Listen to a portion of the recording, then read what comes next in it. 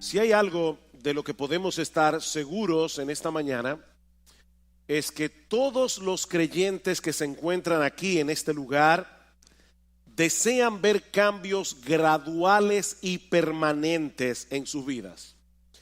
Todo verdadero creyente se encuentra en un proceso de santificación a través del cual nos vamos pareciendo cada vez más al carácter, a la imagen de nuestro bendito Señor y Salvador Jesucristo, a la vez que vamos muriendo cada vez más a todas aquellas actitudes, a todos aquellos rasgos de carácter que son contrarios a nuestro Señor.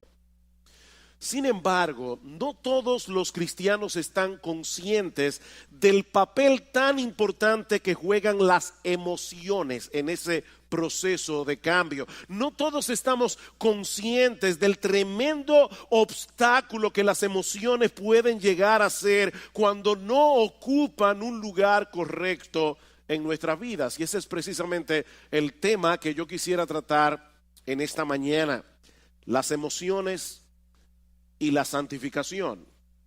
Mis hermanos, nuestras emociones juegan un papel de suprema importancia en cada decisión que nosotros tomamos, en la forma como evaluamos y reaccionamos cada información que recibimos, en nuestra relación con los demás, incluyendo nuestra relación con el Señor, en el proceso de aprendizaje, en el crecimiento espiritual, en la forma como nos comportamos. Nosotros somos seres emocionales. Dice un autor: todo lo que hacemos, todo lo que decimos, todo lo que pensamos es en algún sentido emocional. De hecho, constantemente nosotros nos encontramos revelando lo que hay en nuestros corazones en forma o en función de nuestras emociones. ¿Cuántas veces nosotros decimos me siento de esta o de aquella manera? Todo el tiempo. Ya yo no me siento igual con respecto a esta persona. No me siento igual que antes. Somos seres emocionales. Eso es parte, mis hermanos, de lo que somos, como fuimos creados a imagen y semejanza de Dios. Ahora, ¿cómo funcionan nuestras emociones? Ese aparato emocional que Dios colocó en nuestras almas, ¿cómo funciona? ¿Podemos nosotros ejercer algún tipo de control sobre nuestras emociones? ¿O somos más bien controlados por ellas? ¿Cómo debe ser la interacción entre nuestras emociones y nuestra razón? ¿Se han visto ustedes seguramente muchas veces en esta situación de saber con la cabeza que tienen que hacer algo, pero en el corazón no tener el menor deseo de hacerlo? ¿Cuál de las dos facultades debe ir sentada en el asiento del conductor? ¿La razón o las emociones? Bueno, esas son algunas de las preguntas que yo quisiera responder en esta mañana, y no tengo ningún texto específico que vamos a estar exponiendo. Vamos a ver una perspectiva bíblica general del manejo de las emociones, comenzando con una perspectiva del funcionamiento de nuestras emociones. ¿Cómo funcionan nuestras emociones? Bueno, para responder esa pregunta tenemos que entender que nosotros somos seres emocionales porque fuimos creados a imagen de un Dios emocional. Como decíamos hace un momento, Dios tiene emociones, Dios siente emociones. Solo que a diferencia de Dios, nosotros somos seres compuestos. Dios es solo espíritu, nosotros somos cuerpo y alma. Nosotros tenemos una parte material que es el cuerpo, tenemos una parte espiritual que es el alma, y esa parte material interacciona con la parte espiritual en una forma increíblemente misteriosa. Nosotros no podemos entender de ninguna manera cómo es que interactúan en nosotros el cuerpo y el alma. Por ejemplo, estás triste. ¿Dónde está esa tristeza? ¿Dónde radica? Radica en el alma. Pero esa tristeza que radica en el alma te lleva a llorar con lágrimas físicas que tú puedes palpar. Eso activa tu glándula, yo no sé cómo se llama eso, pero las glándulas lacrimales. Y es algo puramente espiritual. Un temor extremo te puede paralizar, te puede dejar sin voz. Un fuerte sentido de culpabilidad puede enfermarnos. Probablemente eso fue lo que le pasó a David cuando dice en el Salmo 32 que mientras él cayó su pecado con Betsabé, se envejecieron sus huesos. Y dice David, se volvió mi verdor en sequedades de verano. David se consumió físicamente por causa de su pecado. Ahora, noten algo muy importante aquí. En todos estos ejemplos que yo acabo de dar, de reacciones emocionales, existe una condición previa que nosotros evaluamos y a la cual reaccionamos, y eso produce emociones. En otras palabras, nuestras emociones tienen una estrecha relación con nuestra percepción o con nuestra evaluación de las cosas. Esa percepción puede ser real, puede no ser real, pero el hecho de que nosotros percibamos la realidad de cierta manera es lo que produce en nosotros una reacción emocional. Por ejemplo, el sufrimiento del Señor Jesucristo en el huerto de Getsemaní era real, causado por la perspectiva de un dolor real. El Señor sabía que unas horas más tarde Él iba a estar colgado de una cruz e iba a recibir sobre sí todo el peso de la ira de Dios por causa de nuestros pecados. ¿Qué produjo eso en el Señor? Mi alma está muy triste hasta la muerte, dijo Cristo. La perspectiva de ese dolor, que era real, produjo en el Señor una reacción emocional. Ahora, puede darse el caso de una persona que experimenta una agonía real en su corazón ante la perspectiva de un problema irreal. La Biblia dice, no os afanéis por el día de mañana. ¿Cuántas personas están esperando un problema que nunca llega, pero lo sufren como si fuera real? Aquí tenemos una agonía real producida por una cosa irreal. De manera que las emociones, mis amados hermanos, no se producen en nosotros porque sí. Nuestras emociones no son meras reacciones químicas, como dicen algunos, sobre las cuales no tenemos ningún control. Nuestras emociones se producen como resultado de nuestra percepción o evaluación de las cosas. Por eso alguien ha dicho muy atinadamente que nuestras emociones revelan nuestras creencias y revelan nuestros valores. Nuestras emociones revelan nuestras creencias, revelan nuestros valores. Yo no tengo temor de perder aquello que a mis ojos tiene poco o ningún valor. Eso no me causa tristeza. Así que aquello que te causa una profunda tristeza es lo que revela dónde están tus valores. ¿Qué es lo que tú colocas por encima de lo demás? Yo no me airo por lo que no me importa.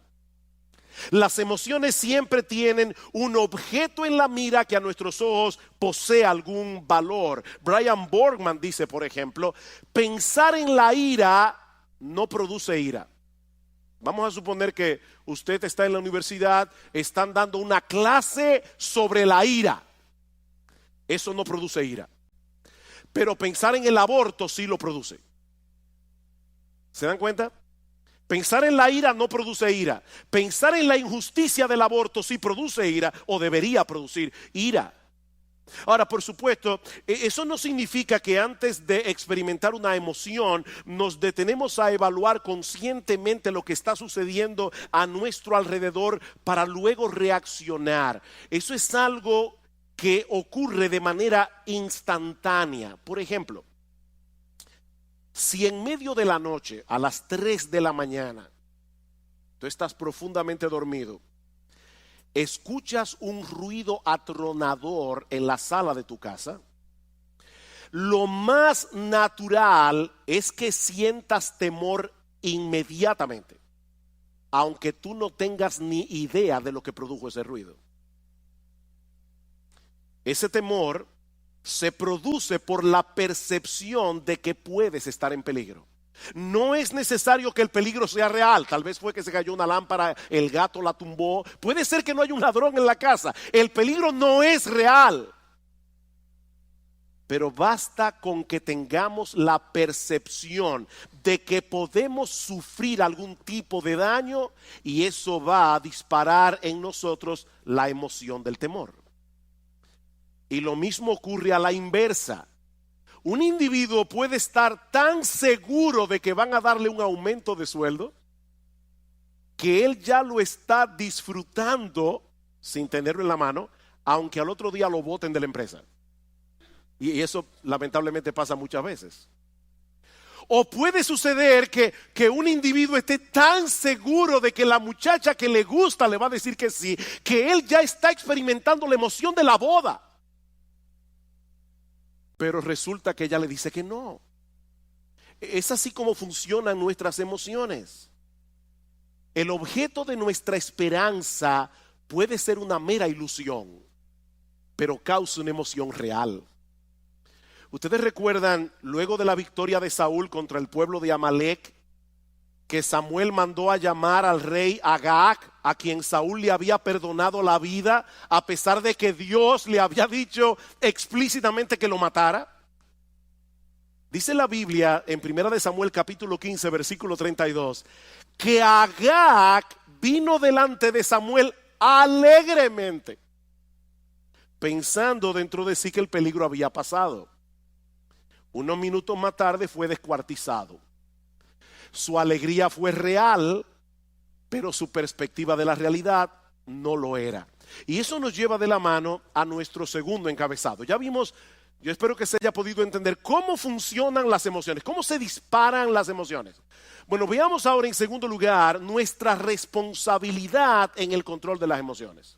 Nuestra responsabilidad en el control de las emociones. Mis hermanos, si nosotros partimos de la presuposición de que nuestras emociones son impulsos primitivos o meras reacciones químicas sobre las cuales no tenemos ningún control, entonces nosotros no somos responsables por las emociones que experimentamos. Sin embargo, es interesante notar que en la Biblia Dios nos da órdenes muy precisas con respecto a las emociones que nosotros deberíamos sentir con respecto a ciertas cosas. Dios nos da órdenes emocionales. Por ejemplo, en Deuteronomio capítulo 6, versículo 5. Dice que nosotros debemos amar a Dios. ¿Cómo? Con todo nuestro corazón, con toda nuestra alma, con todas nuestras fuerzas. Ese es un deber que Dios impone sobre el hombre. Y eso no solo incluye nuestra voluntad, eso incluye nuestras emociones. Mis hermanos, lo que Él espera de nosotros no es una obediencia fría, formalista, mecánica a sus mandamientos. Lo que Dios espera de nosotros no es una ortodoxia fría. Lo que Dios espera de nosotros es que le amemos, que le adoremos, que le alabemos, que le sirvamos con todo nuestro ser. Y eso incluye nuestro intelecto, incluye nuestra voluntad e incluye nuestras emociones. ¿Qué dice el Salmo 100? Cantad alegres a Dios, habitantes de toda la tierra. Venid ante su presencia con regocijo. Nosotros debemos venir a la casa de Dios, debemos venir a encontrarnos con el pueblo de Dios y sobre todas las cosas debemos venir a la presencia de Dios con una expectativa de alegría. Ahora ya yo me imagino a algunos aquí pensando: pastor, pero es que yo no puedo darle una orden a mis emociones para sentir ciertas cosas o para dejar de sentir otras cosas. ¿Cómo yo hago eso? Y eso es verdad, en parte. Yo no puedo decirme a mí mismo, si estoy, ¿verdad?, frío, apático, y voy a la iglesia, vengo para la iglesia, yo no puedo decirme a mí mismo: voy a tener gozo, voy a tener gozo, voy a tener gozo. De paso, eso suele matar el gozo. Cuando tú te levantas por la mañana y dices: yo tengo que tener gozo, eso no te va a producir gozo. Ahora, noten algo interesante en ese texto de Deuteronomio 6 que yo acabo de citar.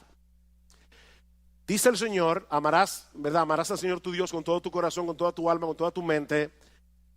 Y luego el pasaje continúa diciendo, y estas palabras que yo te mando hoy estarán sobre tu corazón, y las repetirás a tus hijos, y hablarás sobre ellas estando en tu casa y andando por el camino y al acostarte y cuando te levantes, y las atarás como una señal en tu mano y estarán como frontales entre tus ojos, y las escribirás en los postes de tu casa y en tus puertas. En otras palabras, ese amor de Dios se nutre del conocimiento que nosotros obtenemos acerca de Dios por medio de su revelación. Para amar a Dios con todo nuestro ser, alma, intelecto, voluntad, emociones, necesitamos información fidedigna acerca de Dios, una información que según este texto nosotros debemos traer continuamente a nuestras cabezas y a la mente de nuestros hijos. En otras palabras, hay una relación estrecha entre nuestras emociones y nuestro conocimiento. Hay una relación estrecha entre nuestras emociones y nuestro proceso de pensamiento. Por ejemplo, Salmo 18, versículos 1 al 3, dice el salmista: yo te amo, Jehová, fortaleza mía. Jehová, roca mía y castillo mío, mi libertador, Dios mío, fortaleza mía, en él confiaré, mi escudo y la fuerza de mi salvación, mi alto refugio. Invocaré a Jehová, quien es digno de ser alabado, y seré salvo de mis enemigos. Estas expresiones de amor de parte del salmista surgieron de una percepción adecuada de Dios, fruto de la percepción y del conocimiento verdadero que el salmista tenía acerca de Dios. Dios es un refugio, Dios es un castillo en el cual podemos escondernos en tiempos de aflicción.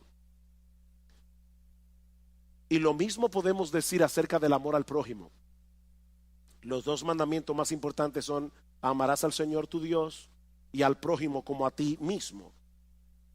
Y eso incluye emociones de compasión, eso incluye emociones de misericordia. Ahora, ¿cómo surgen esas emociones en nosotros? Escuchen este pasaje en Levítico 19:33. Cuando el extranjero morare con vosotros en vuestra tierra, no le oprimiréis. Como a un natural de vosotros tendréis al extranjero que mora entre vosotros, y lo amarás como a ti mismo, porque extranjero fuisteis vosotros en la tierra de Egipto.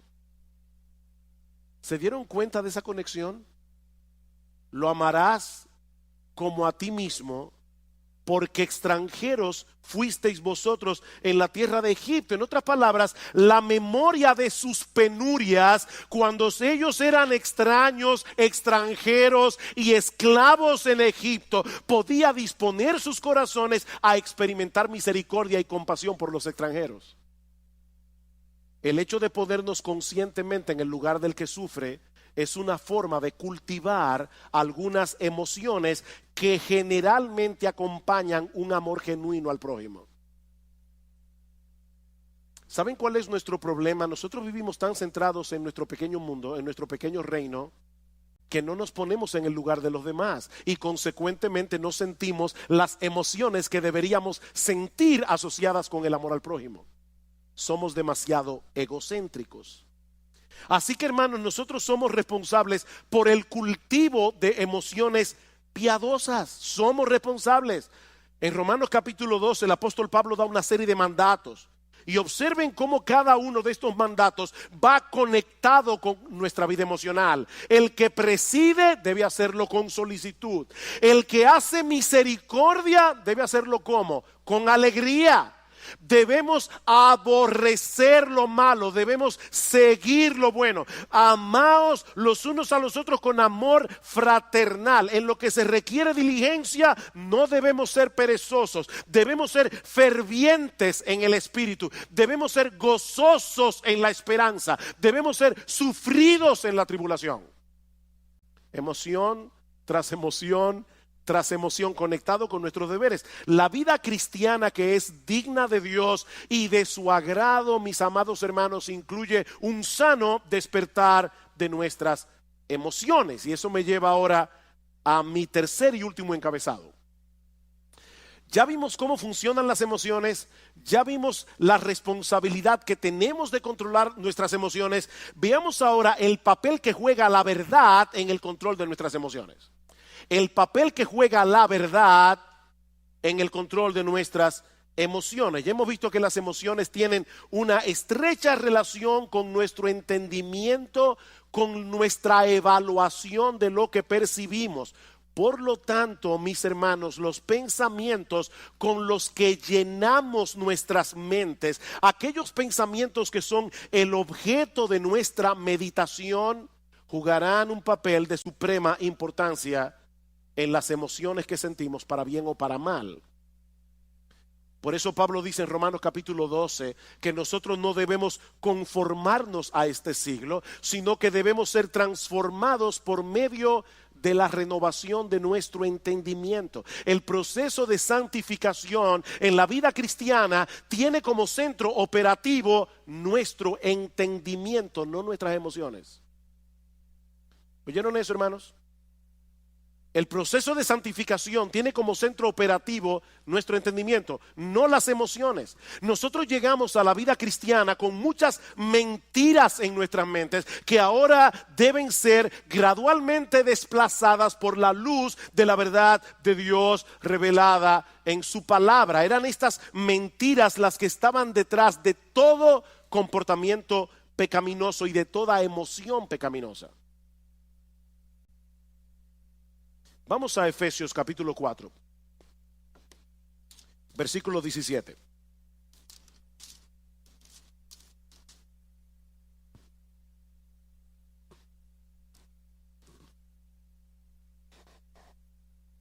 Dice Pablo, versículo 17, esto pues digo y requiero en el Señor, que ya no andéis como los otros gentiles que andan en la vanidad de su mente, teniendo el entendimiento entenebrecido, ajenos de la vida de Dios, por la ignorancia que en ellos hay, por la dureza de su corazón. ¿Por qué los incrédulos viven como viven? Pablo dice, porque tienen una mente vana en lo que respecta a las cosas espirituales. Pueden ser personas sumamente inteligentes en todo lo demás, pero en lo que respecta a la vida de Dios son ignorantes. Ignoran la eternidad, ignoran la gloria de Dios, ignoran la majestad de Dios, ignoran la belleza de Dios. Y por esa razón van detrás de cosas vanas. Tim Chester dice, nosotros pecamos porque creemos la mentira de que estamos mejor sin Dios, de que sus reglas son opresivas, de que seremos libres sin Él, de que el pecado ofrece más que Dios. Es una forma equivocada de pensar que produce emociones equivocadas y un patrón de vida equivocado.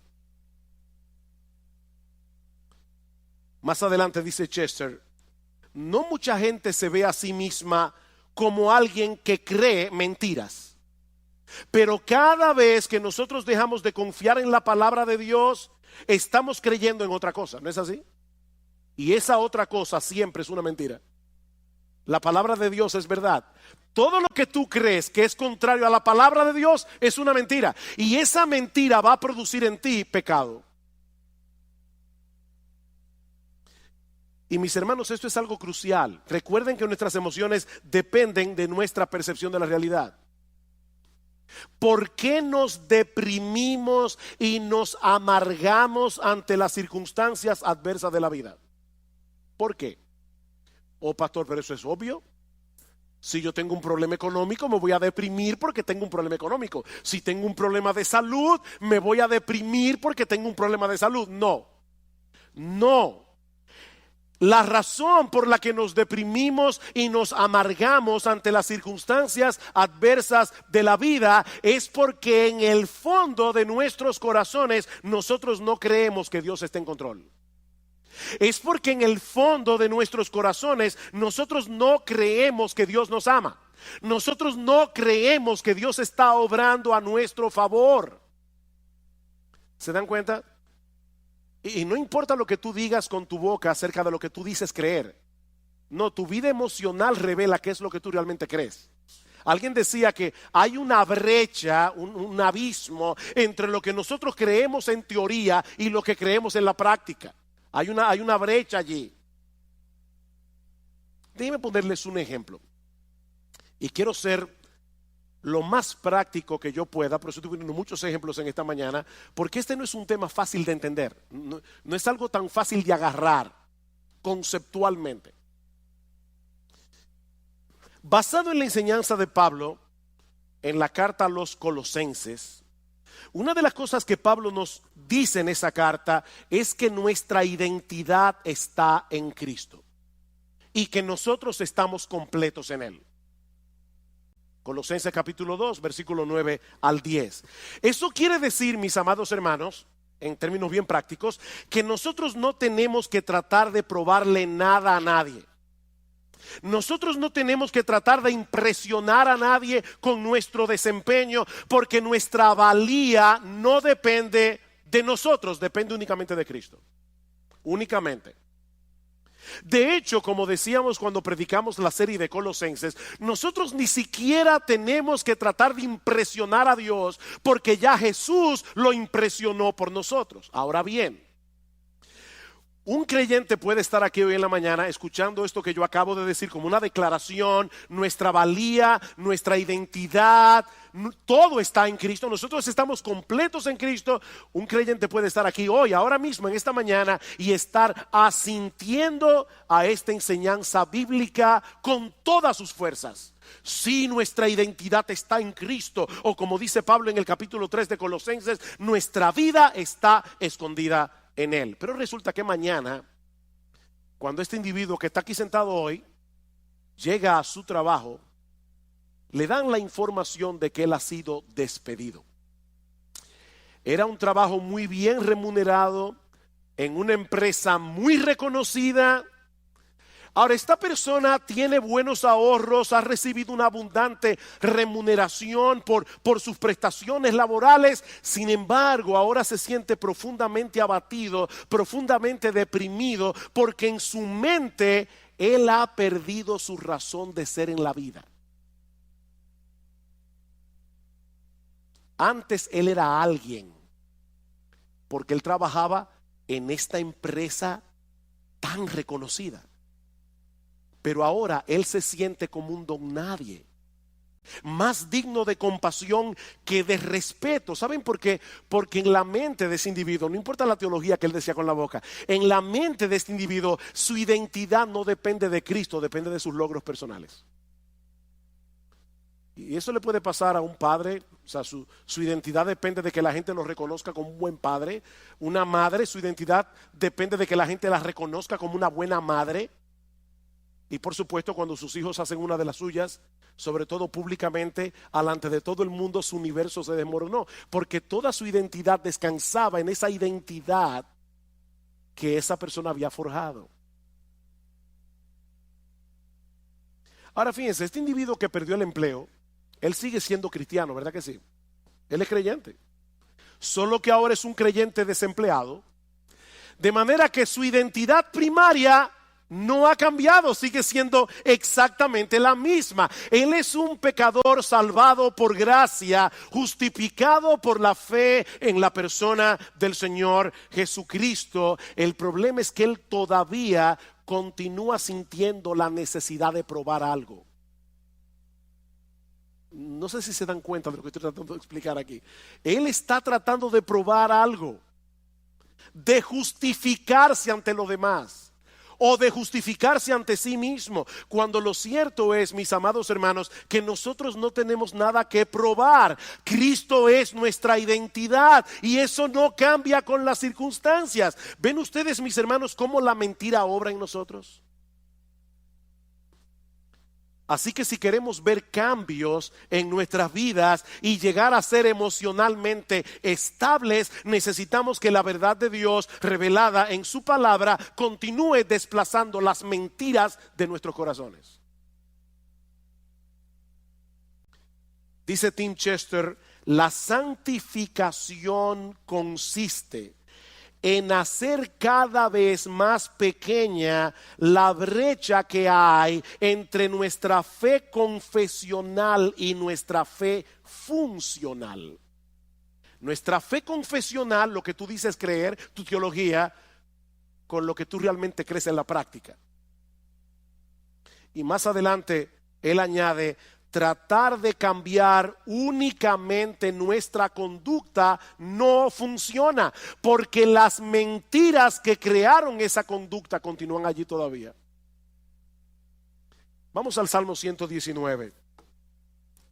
Salmo 119. Ustedes conocen que este salmo tiene como tema central la palabra de Dios. Esto es un poema de amor a la palabra de Dios. ¿Qué dice el salmista en el Salmo 119? Versículo 25. Abatida hasta el polvo está mi alma. Vivifícame según tu palabra. ¿Qué puede sacarte de ese abatimiento?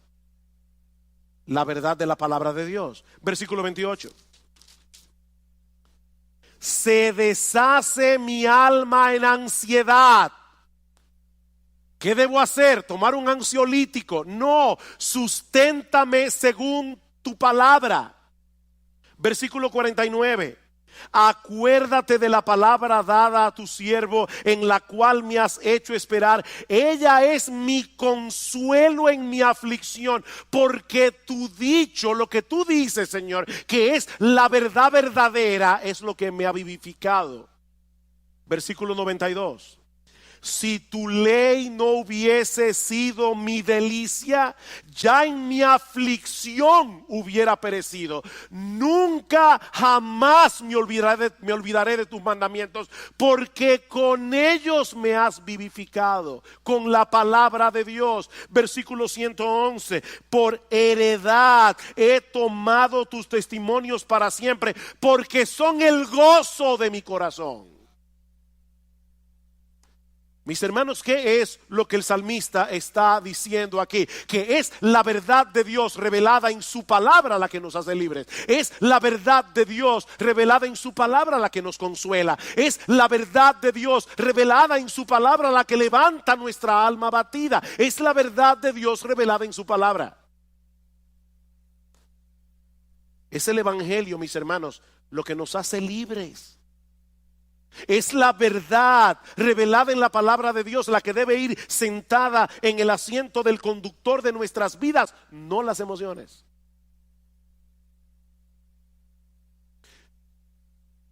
Imagínate que tú pecas contra Dios en cualquier cosa y tú sabes que pecaste. El Espíritu Santo te redarguye de pecado. Tú le pides perdón a Dios. Déjame hacerte una pregunta que quiero que respondas allí donde estás en tu corazón. ¿Cuántas veces tú has pecado contra Dios, le has pedido perdón por tus pecados y sigues sintiéndote culpable? ¿Cuántas veces? ¿Cuántas veces tú pecas contra Dios, pides perdón y todavía hay una voz dentro de ti que te dice, qué fácil? Después que hiciste lo que te dio la gana, ahora tú quieres venir delante de Dios para que te perdone. Aquí las emociones nos están traicionando.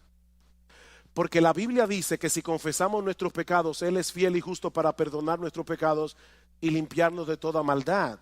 ¿A quién tú le vas a creer? ¿A tu aparato emocional que te hace sentir no perdonado, o a la promesa de Dios de que si confesamos nuestros pecados, Él es fiel y justo para perdonar nuestros pecados y limpiarnos de toda maldad? La palabra de Dios está por encima de nuestras emociones. Es que Dios ha dicho claramente que Él nos perdona cuando nosotros confesamos nuestros pecados. No debemos sentar las emociones en el asiento del conductor. Mis hermanos, si no nos mantenemos predicándonos a nosotros mismos estas verdades, no vamos a poder mantener un saludable control de nuestra vida emocional. Salmo 103, versículo 2. Estaba leyendo este salmo ayer.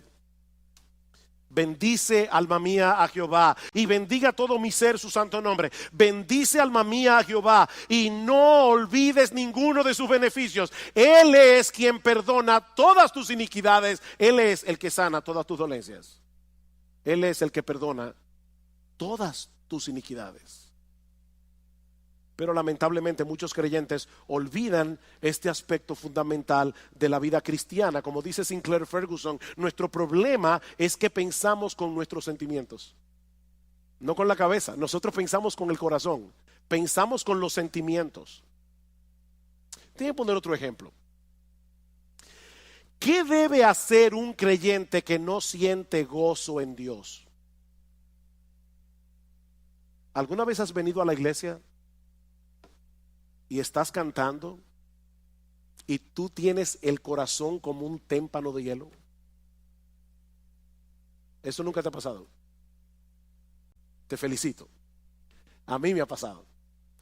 ¿Y saben qué es hablando en buen dominicano, lo que da más cuerda cuando uno está así? Tener un hermano al lado que esté encendido en fuego.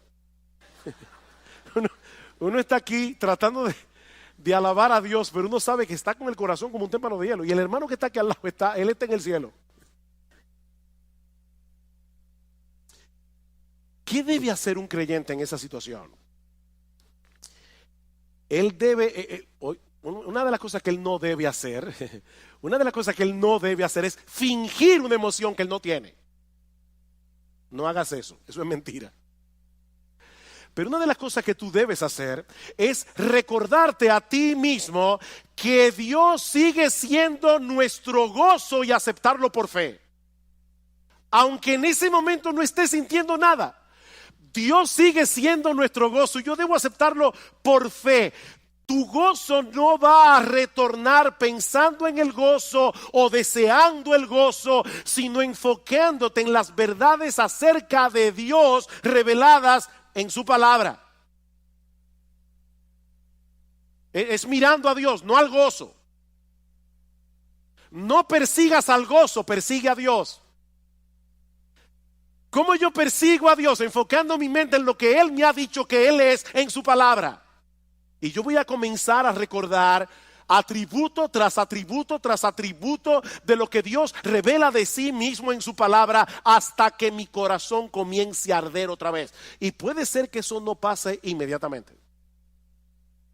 Eso puede tomar horas, eso puede tomar días, pero nosotros vamos a estar luchando con el ángel hasta que Él nos bendiga. ¿Te sientes temeroso porque tú no tienes el control de muchas cosas que pueden ser una amenaza eventual en tu vida? Recuerda que nuestro Dios es grande y todopoderoso. Todas las cosas que existen fueron creadas por Él, y Él está en control de todas y cada una de ellas. Dice en Mateo capítulo 10 versículo 29 al 31 que no se cae un pajarito del cielo sin que la voluntad de Dios así lo permita. ¿Saben lo que ocurre cuando no confiamos en el control soberano de Dios? Que entonces nosotros trataremos de asumir ese control en una forma pecaminosa, ya sea tratando de dominar por la fuerza a los demás o de manipularlos. La manipulación no es más que un intento de tomarle a Dios el control. Yo quiero controlar a las personas a mi alrededor. Otro ejemplo. ¿Te has dado cuenta que muchos de los pecados que nosotros cometemos tienen que ver con nuestro afán de obtener la aprobación de otros o por temor a que otros te rechacen? ¿Tú te has dado cuenta de ese movimiento de tu corazón? La Biblia le llama a eso temor a los hombres. Y en Proverbios capítulo 29, versículo 25, dice que el temor a los hombres es como un lazo que nos esclaviza. Ese es un problema muy común que se manifiesta de muchas maneras. Por ejemplo, susceptibilidad a la presión de grupo. Necesitar que las personas me den algo, cariño, respeto, admiración, preocupación por nuestra autoestima, llenarte de compromisos porque no sabes decir que no. Eso es temor a los hombres. Pequeñas mentiras para lucir bien delante de los otros. Compararte con otras personas. Sentir temor de compartir el evangelio. Eso es temor a los hombres. ¿Cómo podemos lidiar adecuadamente con el temor a los hombres? Bueno, la psicología humanista nos aconseja aumentar nuestra autoestima, y lamentablemente muchos creyentes han caído en esa trampa. Pero eso no resuelve el problema, sino que lo complica. Porque en realidad la baja autoestima no es otra cosa que una elevada autoestima disfrazada. ¿Tú oíste eso? La baja autoestima es una elevada autoestima disfrazada.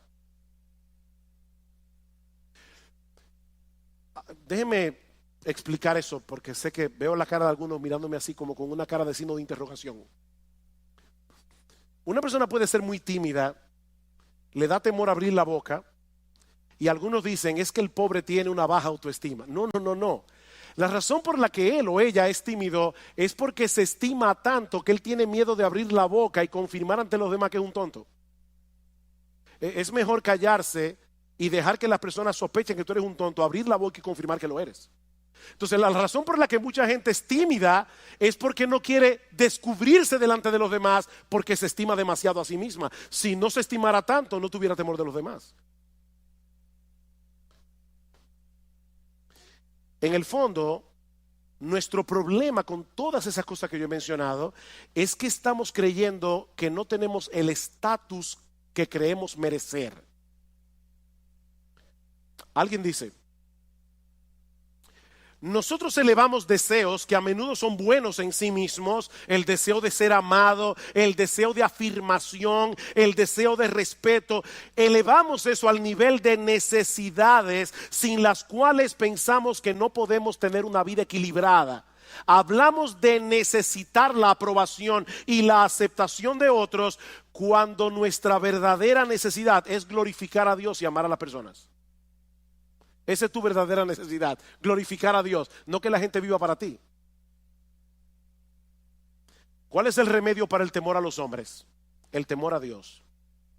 El temor a Dios. Él es grande, Él es glorioso, Él es digno de admiración, Él es digno de temor reverente, Él es digno de adoración. Medita a menudo en su gloria, su grandeza, su justicia, su santidad, su amor, su poder, su esplendor, su belleza, su gracia, su misericordia, su compasión, y tú vas a ver cómo el temor a los hombres comienza a desvanecerse en tu corazón. Salmo 27. Salmo 27, versículo 1. Jehová es mi luz y mi salvación, ¿de quién temeré? Jehová es mi luz y mi salvación, ¿de quién temeré? Jehová es la fortaleza de mi vida, ¿de quién he de atemorizarme? Cuando se juntaron contra mí los malignos, mis angustiadores y mis enemigos para comer mis carnes, ellos cayeron y tropezaron. Aunque un ejército acampe contra mí, no temerá mi corazón. Aunque contra mí se levante guerra, yo estaré confiado. ¿Por qué? Porque Jehová es mi luz y mi salvación. Imagínate ese Dios al lado de la persona a la que tú le temes. Y lo vas a ver como una pulga. ¿Te sientes atraído por las cosas de este mundo? Y se te está haciendo difícil decir que no a esas cosas porque te prometen emociones como deleites, placer, alegría. Una vez más, mis amados hermanos, la respuesta de la Biblia no es escoger entre un santo aburrimiento y un pecado entretenido. No.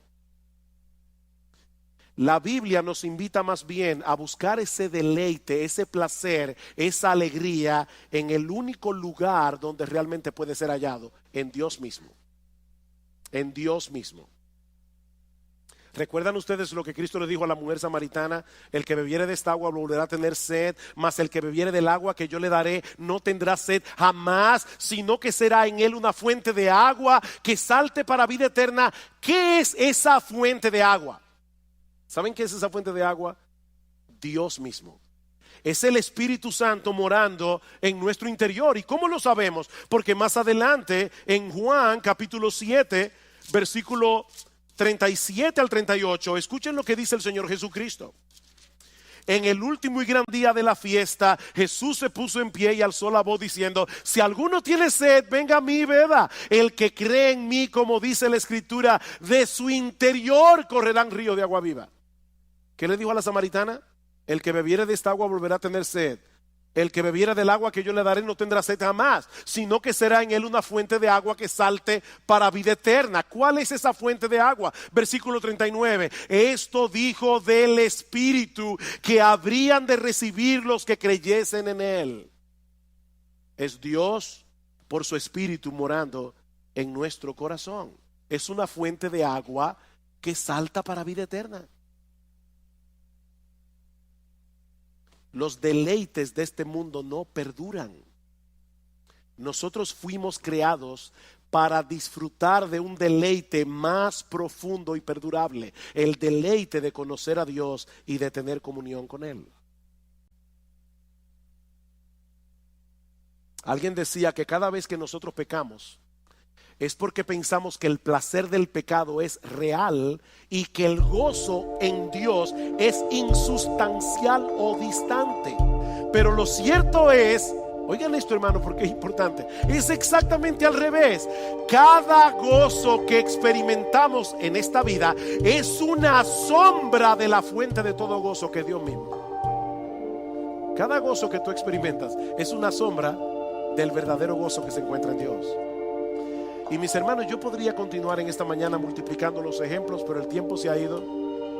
Todos llegarían al mismo punto. Dios nos creó a su imagen y semejanza. Eso incluye nuestra facultad de experimentar emociones. Nuestra vida emocional fue diseñada originalmente para girar en torno a la persona de Dios y nadie más.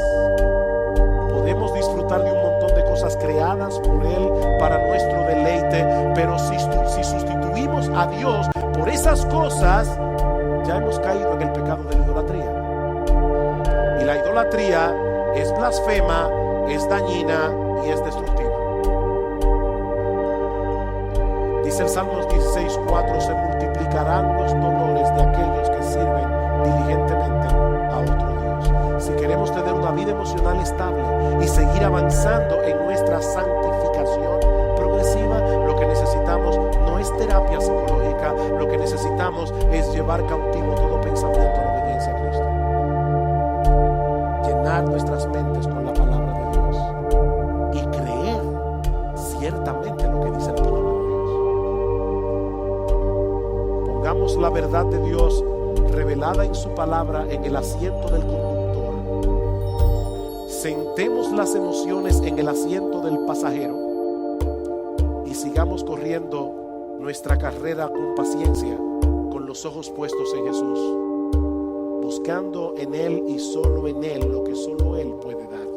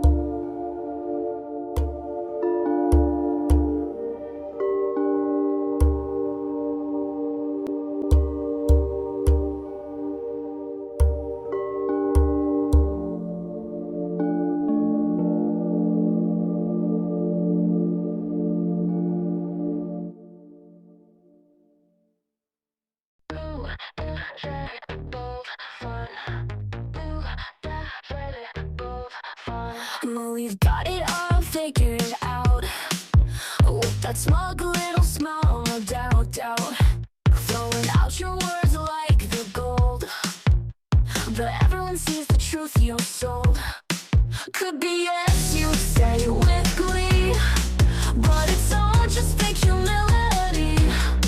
You're right, oh great, well done, but we all know you're just having fun. Thumbs up emojis, aren't you so kind? Hiding what you really mean behind a perfect mask of passive praise, but everyone sees the truth you sold. Could be yes, you say with glee, but it's all just fake humility. You're right, oh great, well done, but we all know you're just having fun. Thumbs up emojis, aren't you so kind? Hiding what you really mean behind a perfect mask of passive praise, but if it's all just a little sad display. Could be yes, you say with glee, but it's all just fake humility. You're right, oh great, well done, but we all know you're just having fun. So keep pretending like we can't see your clever words dripping with irony. You think you're sly, but here's the truth. Your passive acts just lack some youth. So here's to you.